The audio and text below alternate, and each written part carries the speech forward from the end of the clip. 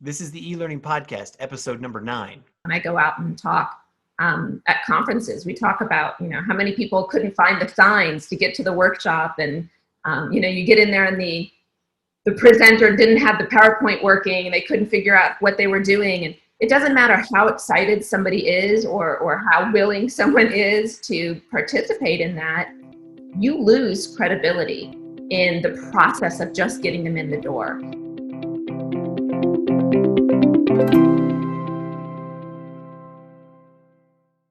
Welcome to the eLearning Podcast from lmspulse.com. My name is Stephen Laddick, and I'm the director at LMS Pulse. My guest for today's episode is Dr. Paige Chen, President and Chief Innovation Officer of Remote Learner. Based in Denver, Colorado, my home state, Remote Learner continues to innovate in technology as well as the learning process itself. The services and solutions that Remote Learner delivers for their clients are built on a foundation of something Paige calls Persuasive Design Strategies. Persuasive design was the focus of Paige's doctoral research and, as you'll hear in a few minutes, provides some very compelling strategies for achieving successful outcomes for learners and staff. You can find the full article Paige and I discuss in the podcast down below in the comments.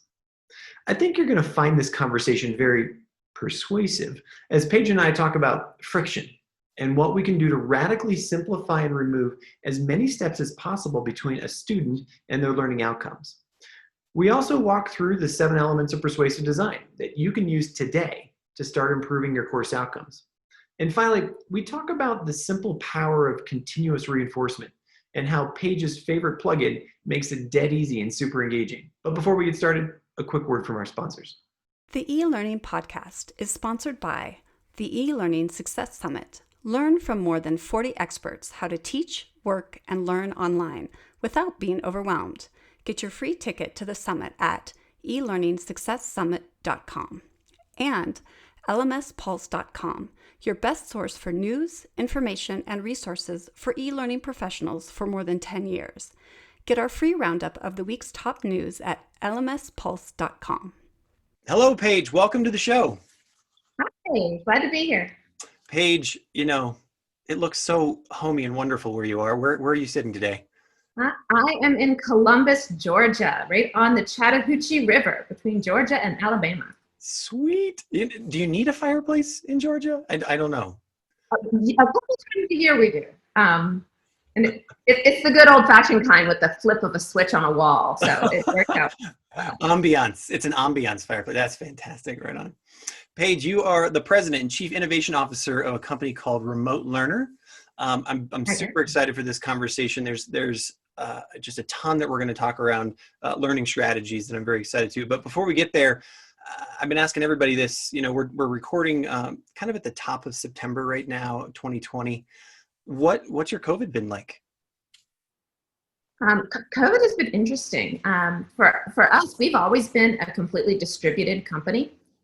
So the work from home is kind of the same old. Although suddenly now there was a bunch of people in your world. So it had more to do with the invasion of others into the workspace for different members of our team. I've been really working collaboratively with our employees to make sure that they were able to accommodate for that. As far as with our clients, it's been an interesting kind of uptick as far as use and utilization, and some really unique projects that have come into play where sudden needs for training and very different types of solutions needed to be put together rapidly, which is really our sweet spot, is to kind of come up with those out-of-the-box, white-labeled solutions for our clients. So we've seen an uptick in those needs as of late. Super cool. And everybody that we talked to over at the eLearning Success Summit and, over the past couple of months here, it seems to be there's kind of an arc where it was just, oh my God, I'm drinking from a fire hose and it's just unbelievable. Has it started to level off, or is it still like, wow, we can't even handle the number of leads that are coming in kind of thing? I think it's leveled off for the most part. I think, as everyone's back to school and they're sort of getting their groove, where we've seen some interesting uptick is we have opened up kind of what's called a teacher's lounge. Opened it up to everybody, anyone in the globe that wants to really offer that support to faculty that aren't even remote learner clients, or their sites aren't hosted by us. So we've seen another uptick in participation in that space, and that's hosted through our Learning Spaces solution. So it's really been kind of just a steady flow. Our team has always been, ever at the ready. So we've been faring pretty well. Nice, that's fantastic. What I wanted to talk to you about today was an article that you wrote, actually a couple of years ago, to be honest with you. I read it and I love it specifically because of the introduction. The introduction captures what I feel like you've somehow done this job of capturing what I feel, something I've been trying to describe and other people have been trying to describe in the e-learning space forever. And the introduction to the article, you talk about, hey, imagine that you get a new job. And when you're going to go show up for that job, you kind of have some instructions, but you show up and there's a door that you have to go in, but there's a key code. And you haven't really been given the key code, so you try to contact someone, and then you have to go to another building to find the code, and then you come back and you get in, but then there's a whole bunch of doors and nobody told you where to go. And what you've just described is so many people's experience with a learning management system, or even just an online course, or even just if I'm working in a corporation, like here my training manager has thrown a training at me, and they're like, hey, just go do this. You then make the case for something called persuasive learning design. And I want to talk about that today. Take me through just give us the high level overview of what that is, and then I kind of want to get into the meat of that. Absolutely. So persuasive design really looks at how do you design the environment overall to be a social actor in that learning experience.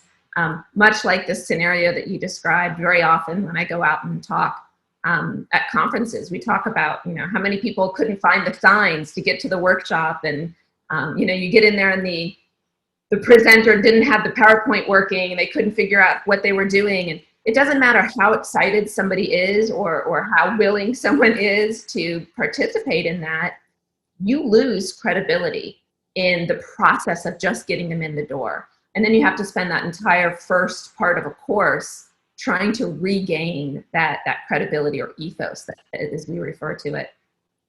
So really, when we look at the persuasive design strategies, it's how can we bring in different elements that actually persuade the behavior that we're trying to engage learners in throughout the site.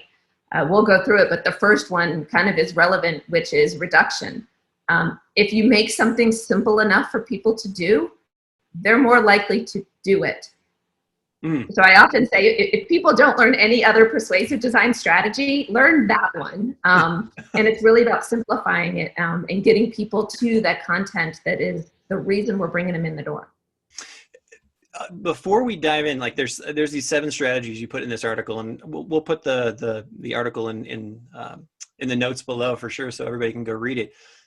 Before we dive into those, though, one of the critical pieces that you put right in the top of the article there is that not all learning environments are equal, right? It's one of the things that's really interesting that you, again, I've been doing this for 12 years, but just the way that you put it blew my mind was that, we have this brain science research that's out there. We've got so much analytical data out there about, how learning management systems work and whatnot. And yet, what we haven't really taken into the fact that there's 10,000 flavors of learning online, and those are all they're very different, right? They have similar components, but that design, like, what do we do about that? Do you then advocate that we find a one way to do it, or you advocate one technology, or what's the answer there? We don't advocate that at all. I've often will say to my team, I've been working at Remote Learner for 10 years, and we've never delivered the same site twice. Every organization has their different requirements, their different needs, different metrics. What are their key performance indicators of where they're trying to identify success? What are the needs of their learners? That's one of the things that's always attracted me personally to open source, is that freedom to innovate and create the environment that's appropriate for the particular learners or the particular organization that needs it. And I think that what I really love about persuasive design strategies is they're just that, they're strategies. It's not about the technology. As you said, lots of platforms, lots of tools out there. And it's about the decision. It's that expertise layer, the decision that is made by the instructional designer or the course developer, whoever's in that role. What is the strategy that you're trying to put in place? And if you think about the strategy from a place of trying to persuade the desired behavior, it's a little bit different than your traditional user experience design that says, oh, users want to do this, so let's change the platform to the current behavior of the user. Well, in learning experience design or persuasive design specifically, it's how do we want to adapt the behavior of that learner coming into that environment to engage them in the learning objectives that we're trying to have in place. So it's about those decision points that we make. What activity do we use and why? And thinking through the strategic impact of those decisions, not just I'm going to do a forum because everybody does a forum on the first day and that's what I'm going to do. And it's slowing the process down to think strategically about the behavior you're trying to engage a learner in. So we've talked about reduction. That's your first one, and that's really simplifying the environment. Is there anything else that you want to put on the table about that? I mean, it sounds to me, and this may be a bit of a curveball, it could be related to, like nudge strategies that came out of the UK government a while ago, where it's like, look, rather than offering 10 options for what to click when they come in, look, just give them one option. Is it that simple, or no? It's exactly that simple. When you look at the nudge strategy, they talk about the 3 layers, right? There's the feather of statistical insignificance, right? Like you barely made a suggestion, so they're never going to pick up on it. You can go to the other extreme, which, how do they refer to it? The bat of paternalistic overreach, right? Like at what point are you just beating them over the head and you're disrespecting them as learners? So it's really about that place in between, right? The gentle tap of good sense. If you were the teacher in the room and you could just tap on the desk and say, hey, look over here. That's what we look at with reduction theory. When we look at kind of where persuasive strategies first came out of and persuasive technology, one of the research pieces actually, we looked at Amazon, and Amazon created what they call the one-click. I'm sure many of us spend even more money than we ever meant to because they made it easy. They took all of the friction out of the process for us to be able to make the purchase. They didn't coerce you into buying more. They didn't force you to do anything, but they made it simple and removed the friction so that you could just hit one click and complete the process. We create friction for our learners where we make them do 42 hoops and jumps, and there's those opportunities for them to jump out of the way, right, and to go someplace else. So it's that process of making it simple for them to get to where you want them to go, because that's ultimately why you've invited them into the space to begin with. So take me to the second strategy. What's tunneling? Tunneling is old school, right? So instructional design and instructional theory has always had tunneling as a process. How do you lead people through step by step? And that's still a very important part of moving people through any type of lesson or activity inside of a learning environment. But there's also tunneling as far as the steps to getting started. If you think about it in traditional software and you're installing a piece of software, it says click next, click next, click next. It's going to tunnel you through the process. Not just like chutes and ladders, you want to make sure that there's an escape hatch so people can get out of the way if it's what they don't want to do. And this is one of the things that we've seen a lot of power in tunneling at a site level in something as simple as the recent introduction in the last couple of years of like user tours on sites in the Moodle and Totoro platforms. I'm glad you went there. Yeah, I was wondering because every time I either install a new app on my phone or something, it's kind of annoying sometimes where it's just like, hey, look, I've done this before, but if it's the first time there, hey, this is where information is. This is where you do messaging. Like that's great stuff. Yeah. Yeah, but you have the escape hatch, right? You're like, I can end the tour. I'm out. I don't need to go through this again. Or it doesn't show it to you every time. It's just on the first visit. So that's really where we think about tunneling. It's about giving control over to the expert, right? And that is a persuasive strategy. If you give control over to the expert, they're going to take you down the path that they want you to go down. Now, how does that differentiate from suggestion, which is the next strategy that you put on the table? Because it seems like you're suggesting where to go or what to do or what to click on next. Well, there's a difference between a tunnel, which just sort of only gives you one path to follow or to not follow, where suggestion can give you options, right? And it's about placing triggers in the path of a motivated learner. So we use suggestion a lot, like as a feedback mechanism. So instead of just saying, hey, you got this wrong, we might say, hey, users who struggled with this concept benefited from this article. And then you give them the link to go and follow up and read that article. And you put that trigger in their path. You're not forcing them to go read the follow-up material. Maybe they just want to try again. Maybe they don't want to. But you put that suggestion in their path. Another big way that we use suggestion is like at a course level would be something like the embedded glossary, right? Lots of sites do this. Moodle has long since had this. If I can click on that embedded link and I now have the definition that I was looking for, I'm not forced to do it, but the trigger is there, and you put those triggers in the path. So as an instructional designer, to make the design decision to strategically use acronyms or define those keywords, the tools are already there, very much so in Moodle and Totoro, more so than most platforms out there, in my opinion. But when do we choose to use them, and what behavior are we hoping to have learners engage in? When you think about suggestions, my mind goes to my 12-year-old or my 6-year-old who's doing online learning right now. But this is certainly the case with anybody in a corporate environment or higher ed. Do we get lost down rabbit holes? So, I can see, you click on the definition or here's that article that you'd use, and then you kind of, you start going down. Is there a way to bring them back, or is that ever a problem, or am I just kind of making up something here? It really depends on how many layers deep you go. More often than not, as you make a suggestion, you have it open in a new window, and then they are right back to where they were. So you keep it kind of only one layer deep. I think the other piece that we see with suggestion is you never want to give people an option that you don't want them to take. So if you don't want them to go down that path, don't put it in their way. And this kind of goes full circle back around to reduction, right? Great to be able to have 15 blocks and a bunch of links all over a site. Well, if I don't want them to click on any of those things right now, get them out of there, right? Remove that cognitive overload.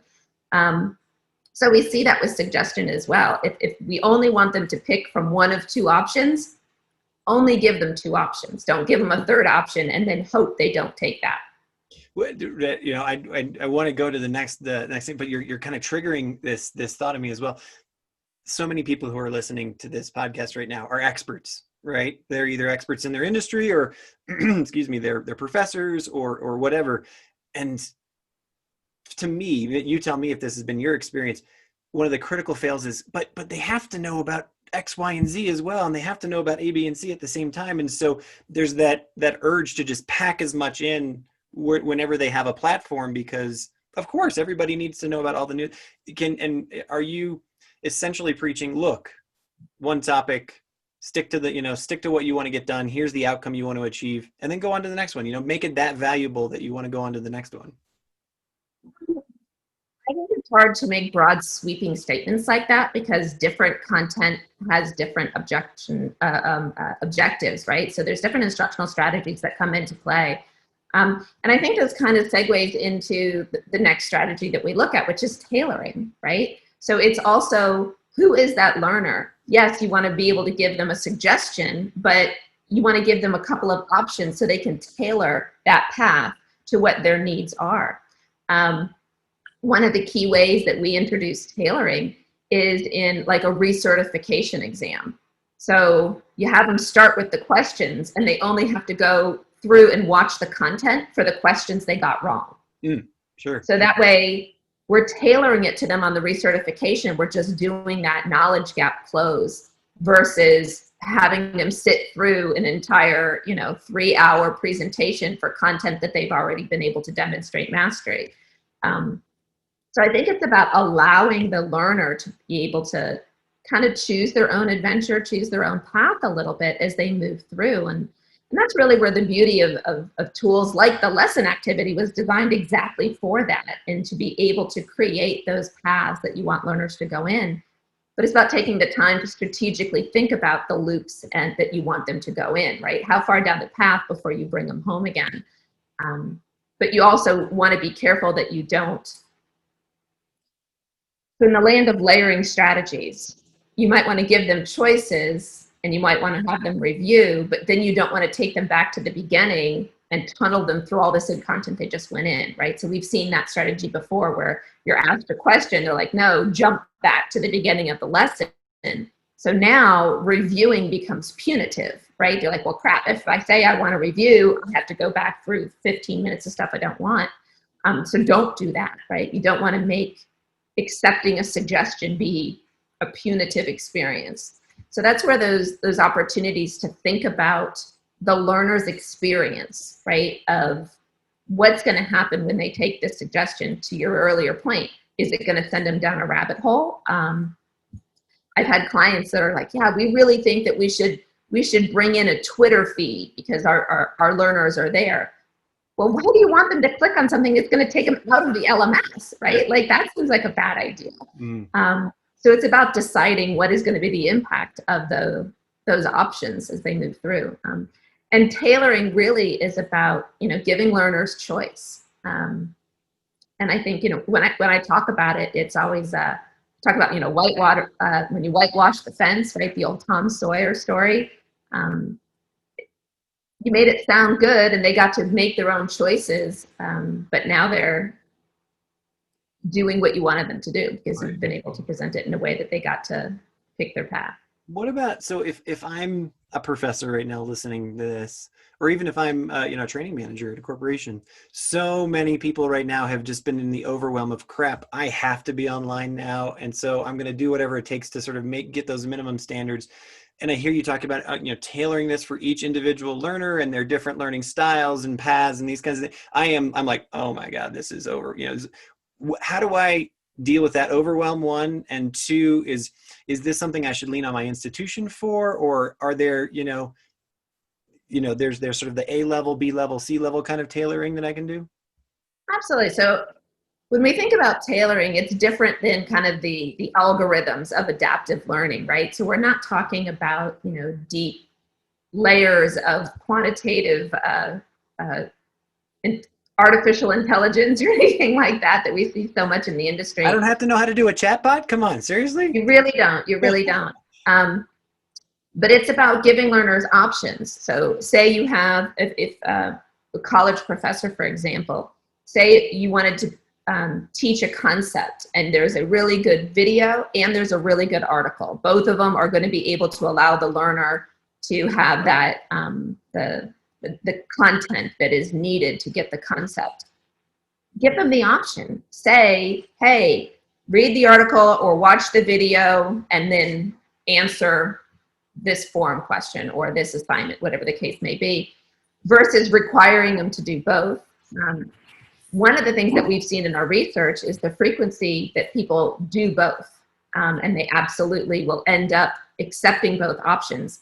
And so often that's human nature. We go back and we click on everything we see. So by giving them the option, you haven't forced them down the path, but you've also been able to present the information.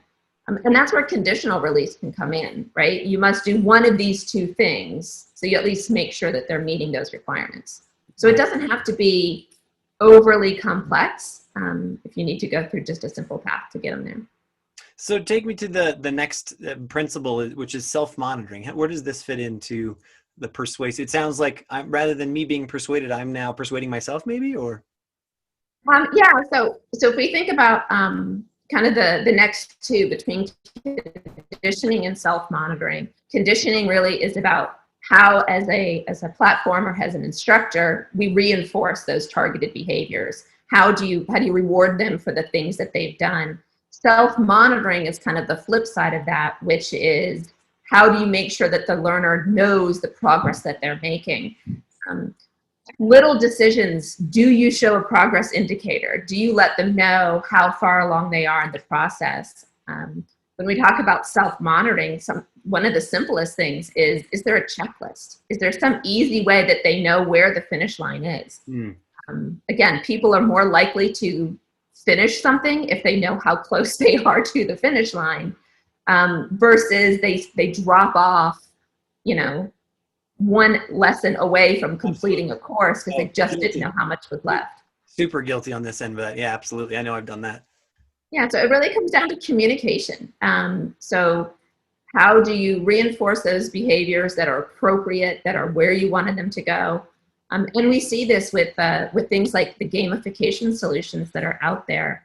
My current favorite is the Motrin platform that really looks at how do you reinforce those behaviors of users within the site, and then give them that recognition, give them that external motivation that says, oh, I did the thing I'm supposed to do. I now get to go be recognized or rewarded for that activity. Or things like badges. Badges are great, but then do you go that next step further that they can share the badge on LinkedIn, right? And be able to get that industry recognition for the work that they've completed. So it's taking that one extra step sometimes to make sure that they can track themselves and get the recognition for the work that they've accomplished or the behaviors that they're demonstrating.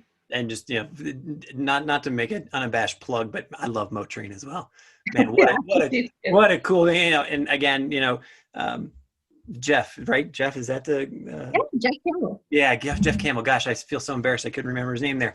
He was on the eLearning Success Summit as well. What a fantastic talk. And he just makes the case for, giving the learner those rewards at the end. It's just amazing, but we don't need to go down that path and give him. What I will say though, on that point, Jeff and I worked really closely as he was kind of transitioning over into the Motrin product and kind of the space where he was going with it. And Jeff he's a persuasive design groupie too. So we worked really closely. A lot of the strategies that he thought through, he really tried to adopt a lot of the concepts of persuasive design strategy, where appropriate, into the design of the Motrin environment.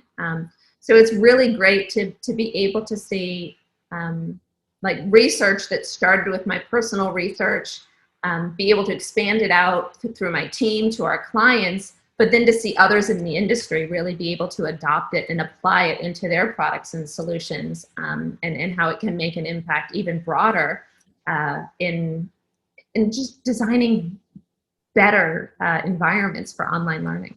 Super cool. So take me to conditioning. What's you kind of gave a little introduction there, but if I'm able to self-monitor, I can watch my progress and that, but why do I need to be conditioned?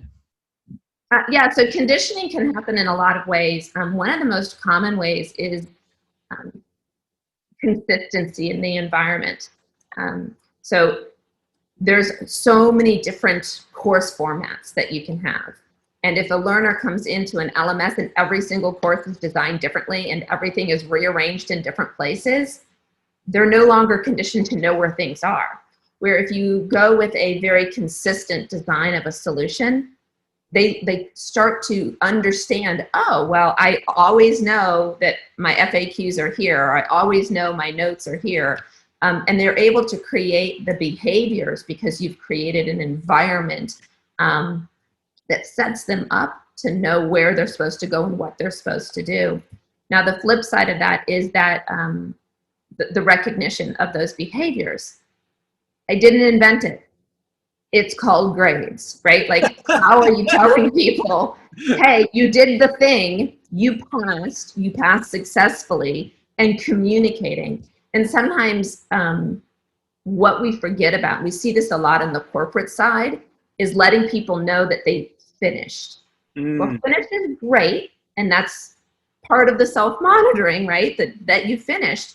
But when we talk about rewarding behaviors, you want to let them know they finished strong. They did well. They mastered something. Of course, we have that in educational spaces, but where do we forget about that in more of the corporate and professional development? We want to do well. Within that, we also want to be able to know how are we doing in comparison to others. where do we fall in the herd as far as our accomplishments? And that's where we really see the conditioning and the self-monitoring kind of going hand in hand. Because sometimes it's your own personal business. You just kind of want to track yourself. And other times it's about, where do I sit in the world? And then how is the platform making me feel safe in where I'm at? Because I'm being told, I'm communicated with, right? How are we letting them know how they're doing? And that's one of those things that you've mentioned with Motrin or with open badges or whatever, where you can go out and say, hey, look, here's my swag. This is what I got. Or if you could put an open badge on your LinkedIn profile or something like that, this is legit. Like I've upped my game or I am certified. Those are really important pieces to put out there. Before we go to the last strategy, where does the sort of consistency of class design fit into these strategies? Is it, and what I mean by that is, so often you'll go into an institution and, teacher A or professor A has done this and it's kind of designed this way and here's where you find things. And then professor or teacher B has done this and it's designed a little differently. And, there's not a consistent format for that. Where does that fit in with these kind of things? Because I feel like I can encounter this so often. Absolutely. So let me give you a tiny bit of context in the concept. So with persuasive design, what we did is we looked at industry. How do people interact in the world, in retail? How do they interact with other digital platforms?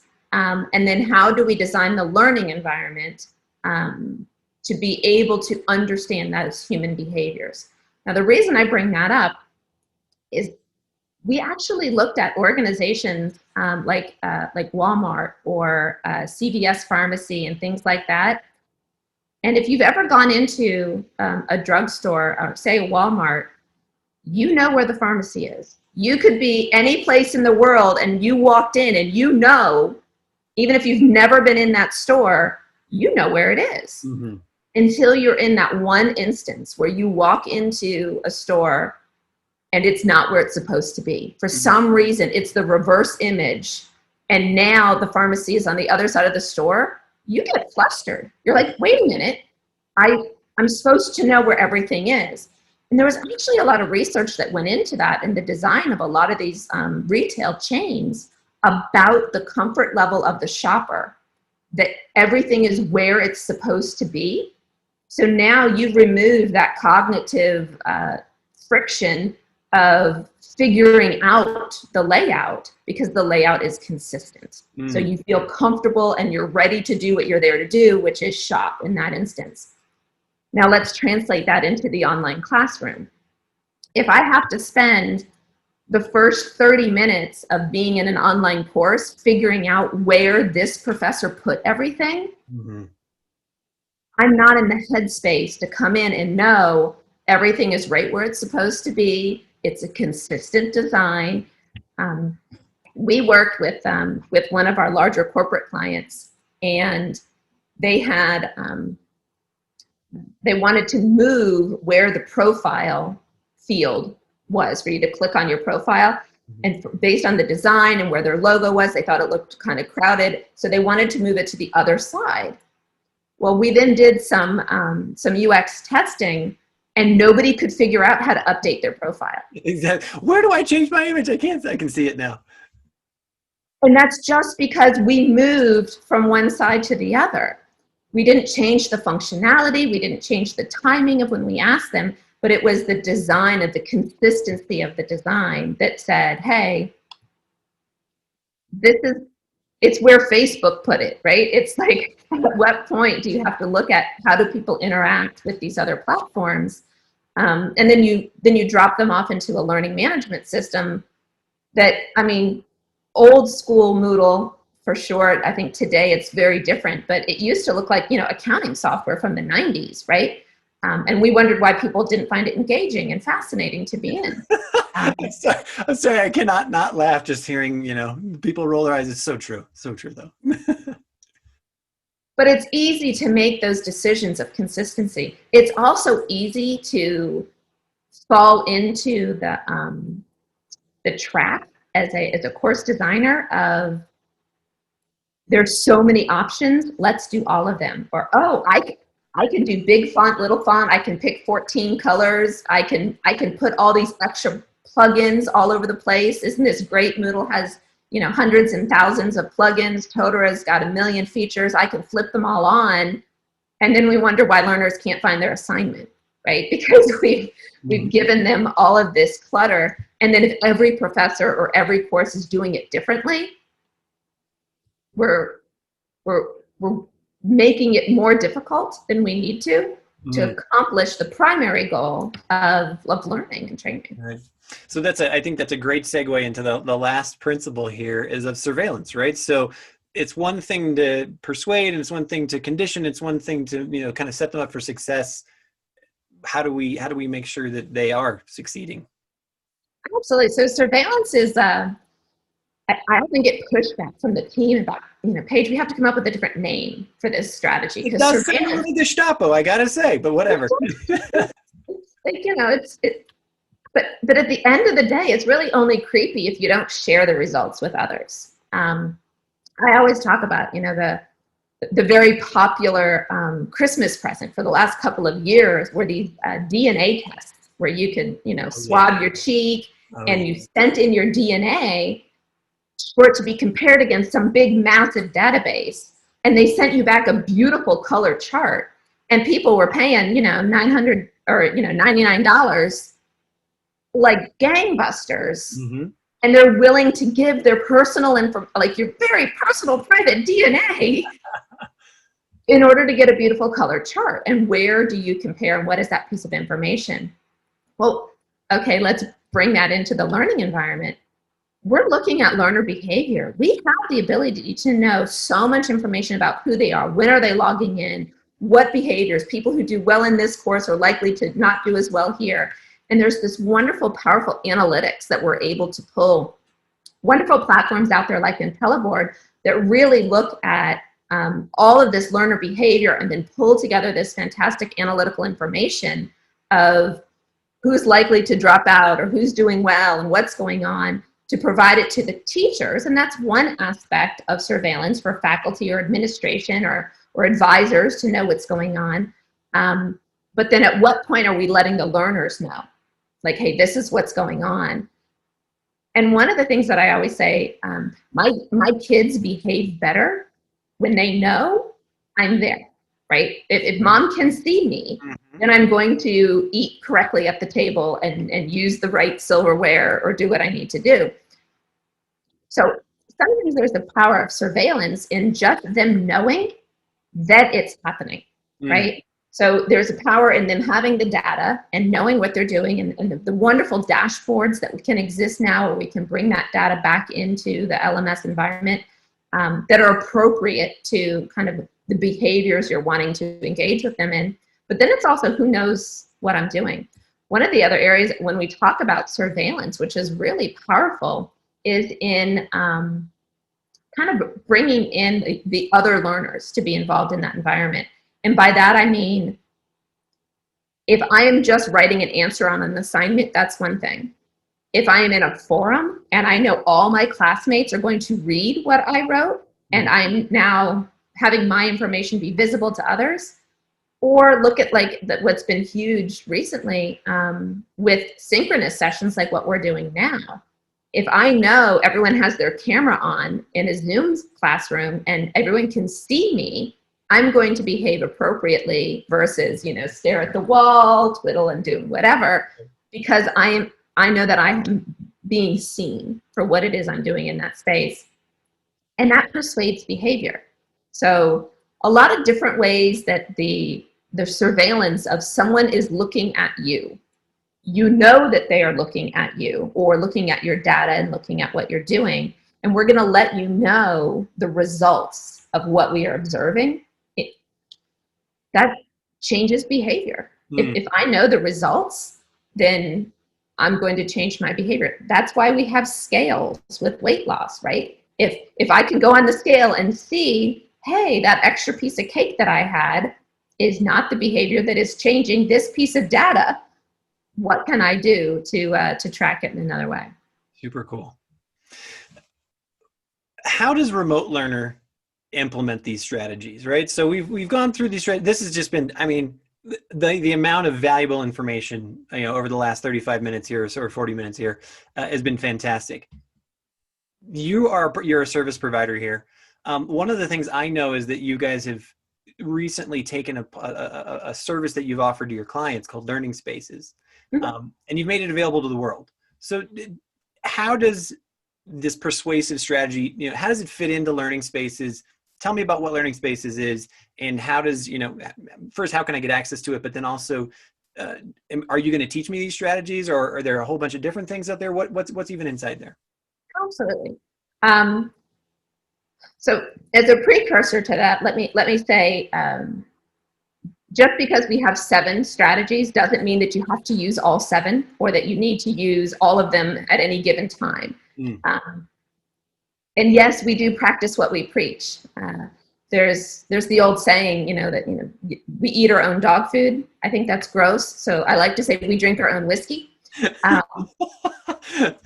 And we do. And Learning Spaces is this wonderful, dare I say, personification of what we do with those strategies within that environment. And really trying to look for those opportunities to say, how can we apply this into a world that makes it appropriate for us to deliver micro chunks of learning, giving users the ability to search for what they need and find just those little pieces that they need. That's that tailoring, right? I can pick just those elements that I want. Our Learning Spaces environment is built on top of a Totara platform, which means we can create programs. So I can tunnel them through a path that says, do this course set, do this course set, do this course set. So we really try to introduce a lot of the built-in functionality that exists in the platform, but we do it strategically within that space. Now, the way that we offer Learning Spaces is as kind of a subscription model. We've always included it with hosting for any of our clients and seen just tremendous results for them to be able to have that self-service access to the environment. There's Q&A forums, lots of different information in there. I think we're up to like 650 plus courses, several hundred webinars. We do weekly webinars on different topics, all of which are archived, and you can go in and find them and watch them. So there's this wonderful treasure trove of information in there. There's different levels of the subscription. So there is some stuff that's available just for guests. A lot of that is just sort of best practices, some of the information about persuasive design like we talked about today. We then also have a free subscription level, a little bit deeper, a little bit more information, access to those webinars. And then there's a paid subscription. The paid subscription kind of gives you everything, access to all of the courses, and ability to kind of work within that environment. And then for our clients, there's a little bit extra, and that's where things like the surveillance come in. Our clients can create custom reports, sending their faculty through. We have several universities that they use it for their faculty professional development, and we let them create unique environments for their faculty to send them through. And then we also will have the open office hours where people can go into a session just like this and communicate with our trainers, or with other users, other site admins, and be able to have that opportunity to participate in real time in those ways. So it's definitely kind of those layers of interaction that we provide. Tremendous feedback that we've had.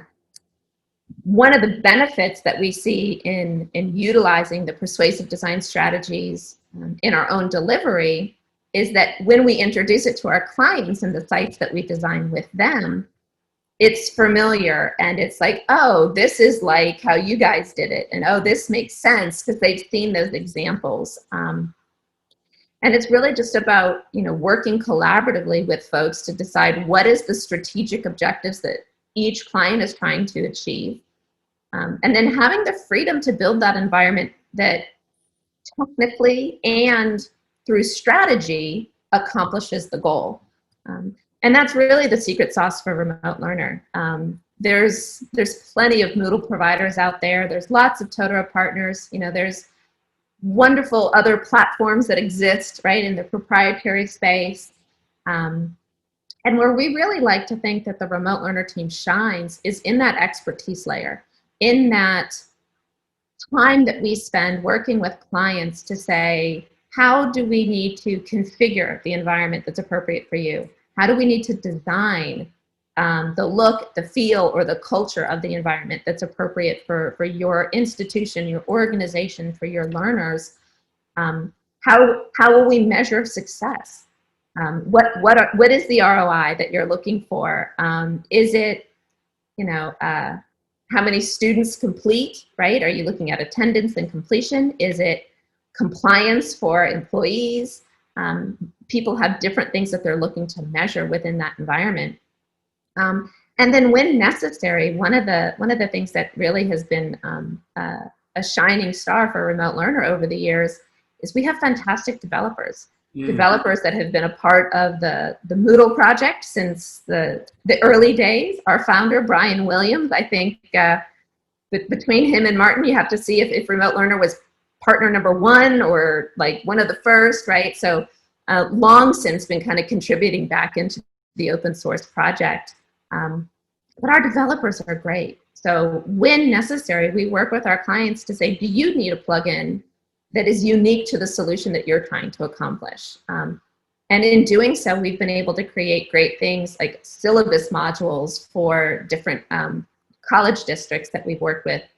We've been able to create very unique Google Calendar integrations for some corporations that say, wow, we really need our face-to-face sessions to immediately go directly into someone's calendar, and different solutions that that our amazing team of developers have been able to tailor for those clients, that's the piece that they needed, so that ultimately their users get to where they need to go, have access to the fantastic content that's being built, and then accomplish those learning objectives. Paige, this has been a really, very valuable conversation. Loved it. The last question I like to ask everybody is, what do you see 6 months, a year down the pipe? And I know that you've made a tremendous investment in learning spaces, and this is sort of, an area and a service that you're really pushing out there right now. Is there something else coming down in terms of what clients are asking for? Maybe a new technology that's coming down, or is it more of the same and just getting better at what we're doing? What's your vision, sort of what's happening if we talk a year from now?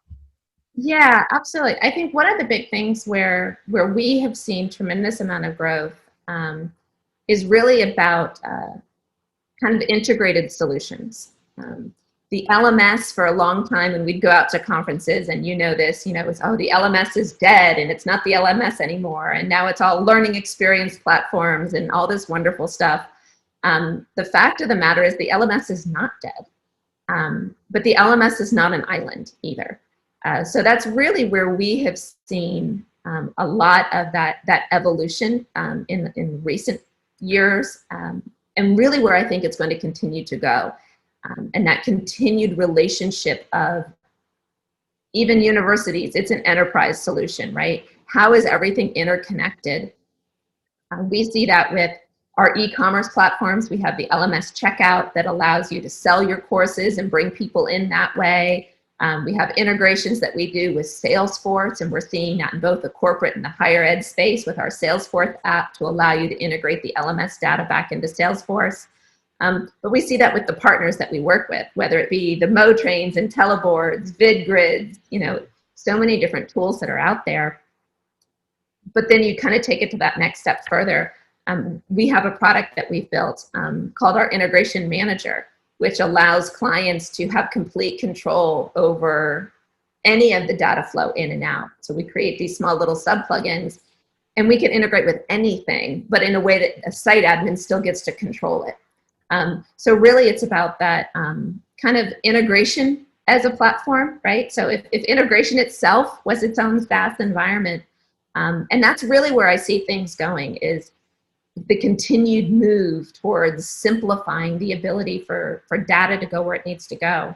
We talk a lot about the user experience in software in general. Today we've talked a lot about the learner experience. I think the future is the data experience. And kind of where does that data need to flow? and increasing the simplicity that data can move where it needs to go. Well, I am looking forward to having that conversation in a year for sure. Thank you so much for being on the show today. I really, really appreciate your time. Massively valuable. And I hope we talk again soon. I look forward to it. Thanks again for tuning into today's episode of the eLearning Podcast. If you like what you've learned today in this episode, I encourage you to either follow us or subscribe to us on Facebook or Twitter or YouTube. And please do share this episode with one or two of your colleagues or friends. Also, I just want to remind you that you can level up your online learning game with all of the information that's available at the eLearning Success Summit. You can get your free ticket at elearningsuccesssummit.com. And finally, you can also stay up to date on everything that's important, all the news and the resources for e-learning professionals at lmspulse.com. Get our free newsletter by just going to lmspulse.com today. Thanks again.